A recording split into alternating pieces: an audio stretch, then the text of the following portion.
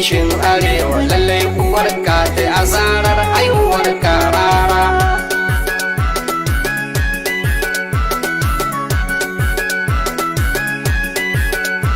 Rara ɗan iska zinin ne mara kishin arewa lallai uwarka ta asarar haihuwar karara. Dan kutumin turin uwarka kayi asara.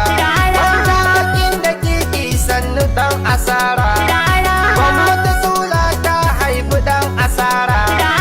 Ana kashe mu kai ko kace yunwa daren mu. Rara ɗan iska zinin ne mara kishin arewa lallai uwarka ta asarar haihuwar karara.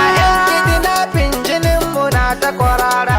San ba mu da yanci dariya kake ka kara. Magana ba a ce mun yi fitsara. Assalamu alaikum wa rahmatullahi ta'ala wa barakatuhu al'ummar jamhuriyar Nijar. Bako da sallama shine bako babu sallama mugu ne. General Abdulrahman Chani, shugaban kasar Nijar mai daraja, sanmu ba a yi maka sanmu.